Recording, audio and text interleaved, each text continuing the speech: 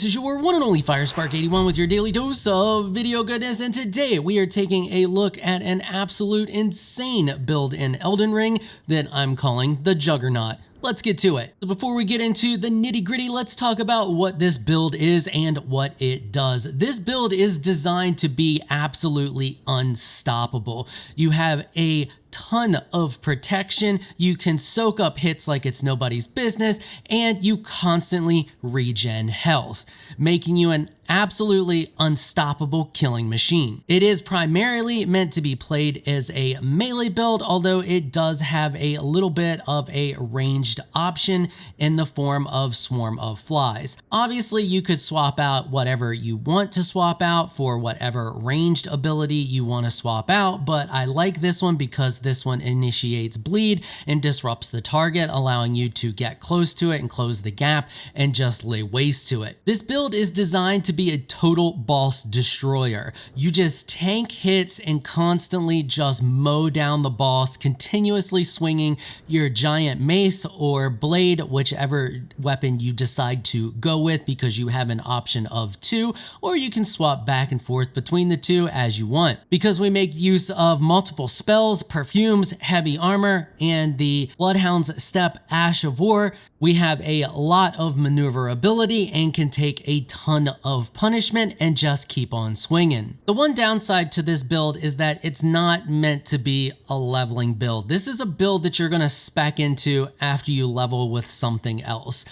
I highly advise using a different build to get through and get a majority of the pieces that you need for this build and grind out levels. Something that's going to be a little bit faster and easier, something with some range to it that's going to make the game a little bit easier for you to get a majority of the pieces that you need. You don't necessarily need everything, but you can get a lot of this stuff really easily to get you going. And then once you have a majority of the stuff, you can spec over into this build. We're going to start off talking about the weapons in the Ash of War. So for me, the weapon of choice here is the butchering knife.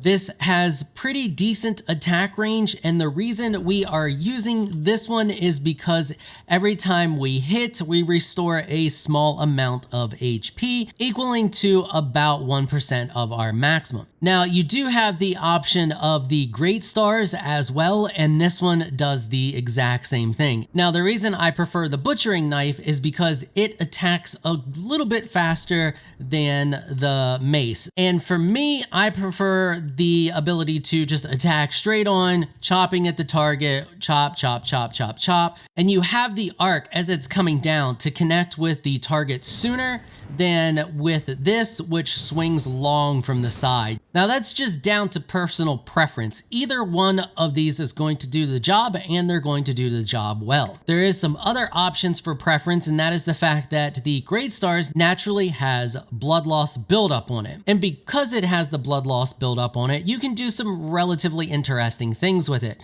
For example, you can see here I have Hoarfrost Stomp on it, and I have it affinity spec'd for Frost, which allows me to do 125 Frost buildup while I'm hitting. So not only am I doing Frost buildup, which is going to eventually increase my damage when that procs, I'm also doing blood buildup as well. For the Butcher Knife, I'm just using Bloodhound Step, and I have that back to the Holy Affinity, maximizing my damage. If you take a look, you can see we get a little bit of a damage increase on the Butcher Knife, but that is your trade-off, giving up the Frost buildup and the blood loss. I have Hoarfrost Stomp attached to this one just to show you the stats, but whichever one of these you're going to use, you want to use Bloodhound Step, because you can see that we are at a heavy load, so we don't roll because slow roll sucks. We use Bloodhound Step to do all of our dodging. You can see we're super mobile even though we are in heavy armor and have a heavy load. For the seal that you want to use for our incantations, we are using the Godslayer seal at +24. That gets us an S scaling on faith, and since our faith is relatively high, that gets us the most damage with our incantations. Although we really, well, in this build, you can do whatever you want with it, but for me, I'm only using one incantation, and that one is mainly made to disrupt the target. However, we do want to maximize the damage that we can get from it. We're mainly going to be running around with a shield, and for the shield we are using the icon shield, and that is because it gives us HP regen. Every part of this that I could get HP regen of some sorts on, I have it on. Except for the armor, because the armor that you can use that gives you HP regen does not have the stats that we need, does not have the defense that we need, so we are not running around with the Royal Remains armor. Also, that armor only really kicks in when you get super low, and we don't ever really plan to get super low on health, so it's not really a concern. Speaking of armor, let's cover the armor. So I'm using Radahn's Redmane armor, as you can see here. After you beat the boss, you can start using this armor. You can just go buy it from the finger lady there at the round table hold. You can use whatever armor you want to use that has really high stats.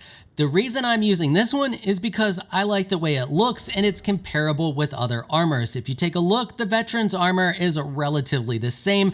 Once you get up into these super high weight armors and high damage negation armors, they're relatively similar. So pick the one that you like that has the highest stats on it. As you can see over here with what I have equipped, we're up in the 40s. So that's about where you want to be, as close to the 40s as you can get. There is other options like Dung Eater's armor or that ugly looking ram armor that has the horns sticking out of the chest of it. I forget what it's called. You guys know, you've seen it. It's ugly as sin. That one is also a really good option, as well as the veteran's armor is going to give you all about the same protection.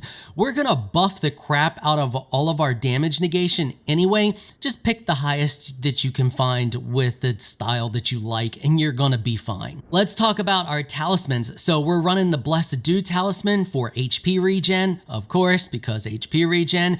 The Taker's Cameo, because it restores HP on defeating an enemy. The Godskin Swaddling Cloth, because successive attacks restore HP. And then the Dragon Shield Talisman. Now, I'm not running the max one here. I haven't gotten the max one yet. You want the highest one, which is the +3 if I'm not mistaken. Now, you also have the option of the Pearl Drake Talisman. I also don't have the highest version of that one either. You want the highest version of both of these. However, you can swap over to this build once you have the Dragon Crest Shield Talisman +2 and the Pearl Drake Talisman +1. You can run both of those until you get the Godskin Swaddling Cloth, and you should be relatively okay.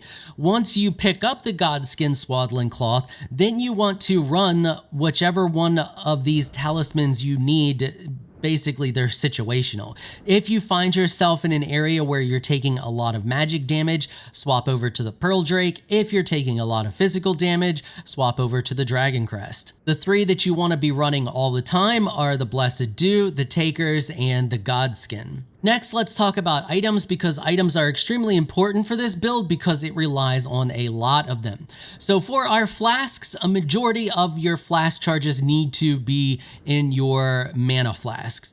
You're gonna use a ton of mana, and we don't have a lot of mana. I had to cut points somewhere, and mine was where it was at to cut. So the build does rely pretty heavily on mana to keep up a lot of buffs for a majority of the time, or when you're in harder fight situations. So you need a lot of mana. Healing isn't really a problem, so you're gonna only want a couple of flash charges in your healing flask just in case things get bad and you need to get a real quick boost to your healing.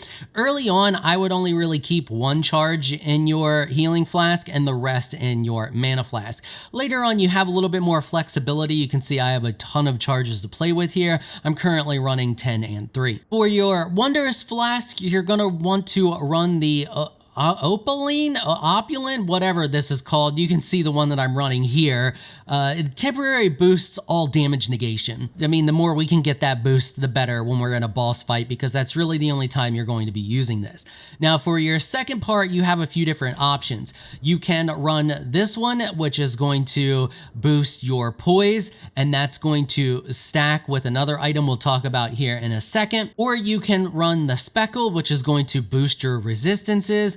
or you can run the Crimson Burst, which is going to just steadily regen even more HP. Another option is the bubble tier. This one's a really good one, but it's short-lived. I prefer stuff that's a little bit longer-lived, so like these two here are much longer-lived, but this one does, like it says, significantly negates damage. But you definitely want to run this one, and then, like I said, for your second one, it's dealer's choice, whichever you feel more comfortable with. Speaking of the item that's going to synergize with your wondrous flask, that is the Iron Jar Aromatic. As you can see, it uses FP to temporarily turn the body to steel, boosting poise, resistances, damage negation at the expense of mobility and vulnerability to lightning. Once you pop this, you are turned into a literal tank. That is where the Bloodhound step becomes extremely handy because it allows you to quickly close the gap because it is not affected by anything that slows your movement. Another item that we use is the shield grease. This just makes your shield more effective,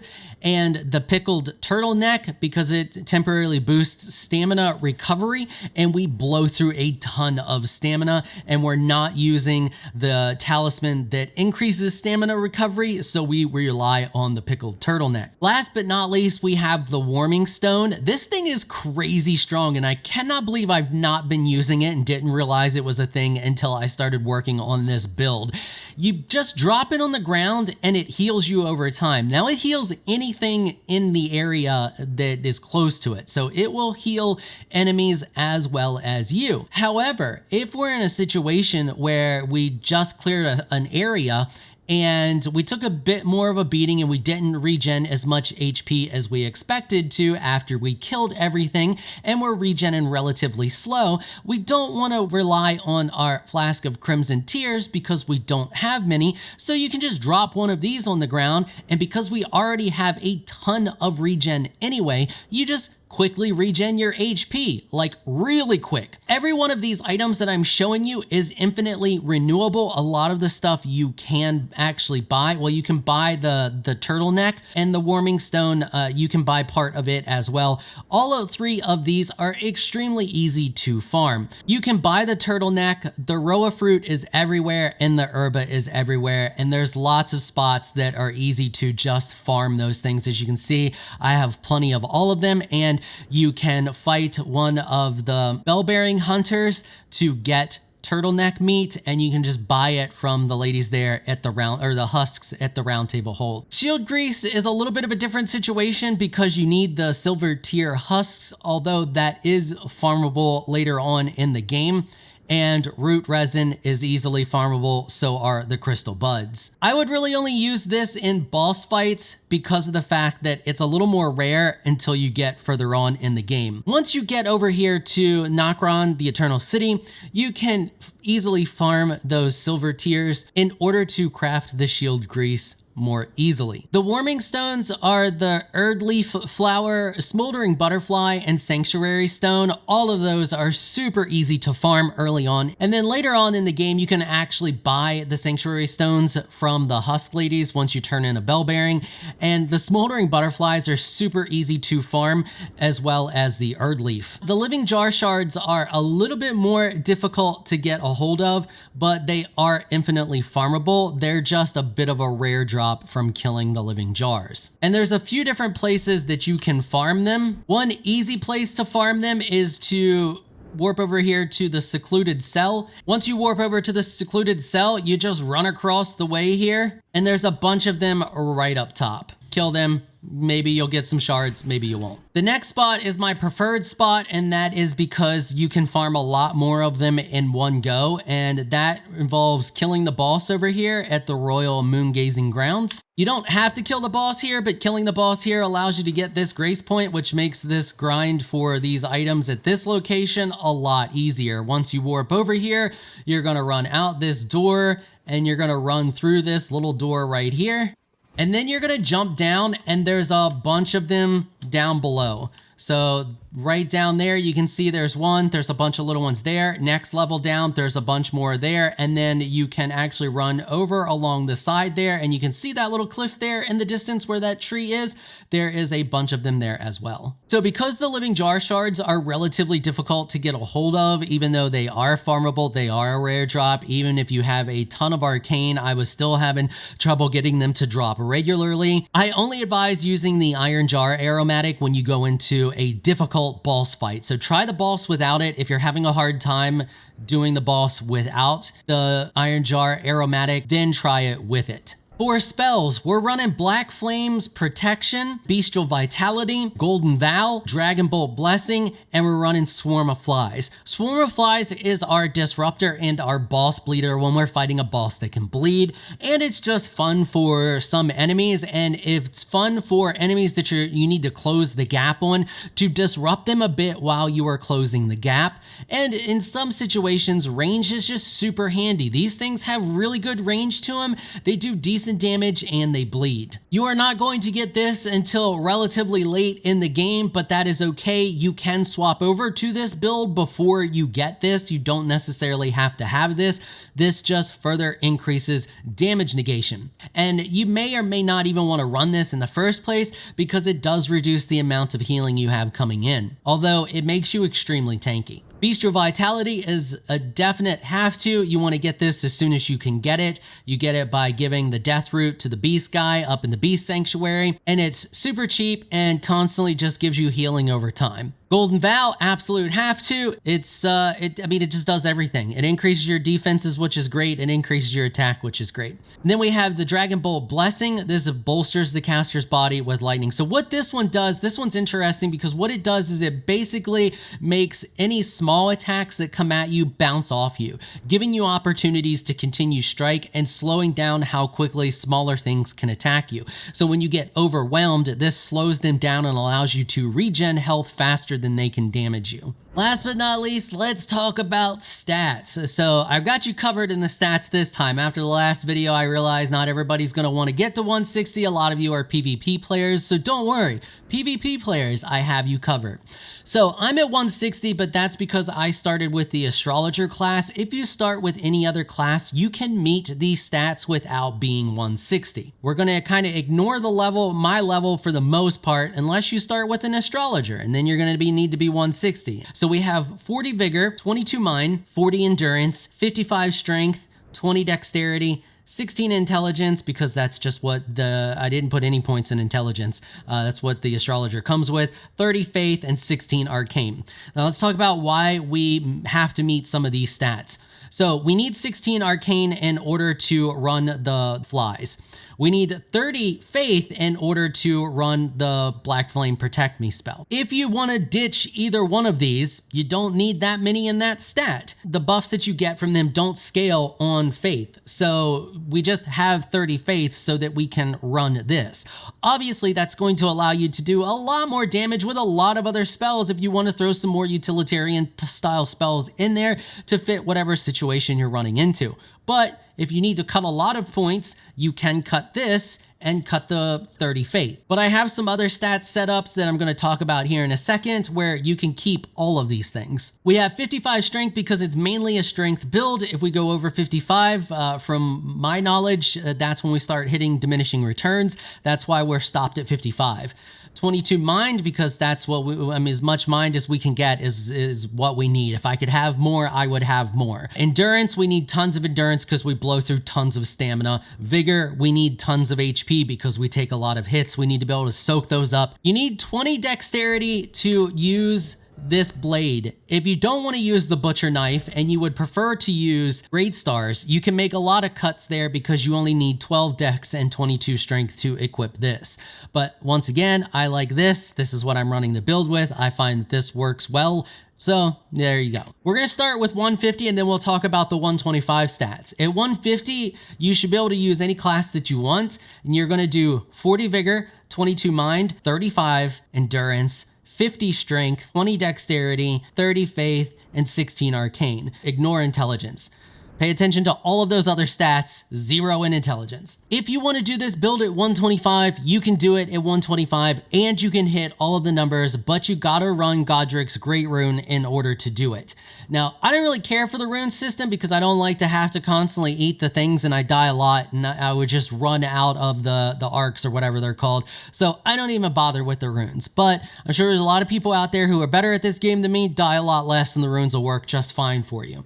So if you are doing this build at 125, you have to be a prophet because that's going to get you the stats that you need in order to pull this off. So you start with the prophet class, you're going to have 37 in vigor, you're going to have 20 in mind, 30 in endurance, 50 in strength, 20 in dexterity, intelligence will be 7, 30 in faith, and 10 in arcane. Once you proc Godrick's Great Rune, that will get you your stats where they need to be, except for arcane. You're gonna be 1 point off in arcane. So if you want to run the Swarm of Flies, that means you're gonna have to swap your helmet out for a helmet that gives you additional arcane. So you have a few different options. You can run the Mask of Confidence, you can run Marius's mask, or however you pronounce that. This only gives you 1, this gives you 3, so it's your choice which one of these you wanna run. Now, the downside to this is if you run one of these, which you can just give up the flies if you want to give up the flies and run something else. But if you do run one of these masks, you're going to have to make up for the damage negation that you're losing, which means pick heavier chest armor, heavier gauntlets, and heavier pants. Whatever you can get that has more stats on it than whatever you're wearing, use it to make up for the loss that you're getting from this. You can see it's a pretty big difference there. All right, hopefully you found this video helpful and informational. If you did, consider hitting the subscribe button and notification bell so you can be notified when I upload other videos. I want to give an absolute massive shout out and thank you to my supporters on Patreon for making this episode possible. Y'all are absolutely amazing people. If you would like to join my Elite Crew Patreon supporters, please check out the link in the description below. If you enjoyed this video, please leave a comment down below and let me know what you thought. If you're shy, you don't like to comment, just hit that thumbs up button and share your support. Until next time, thanks for watching.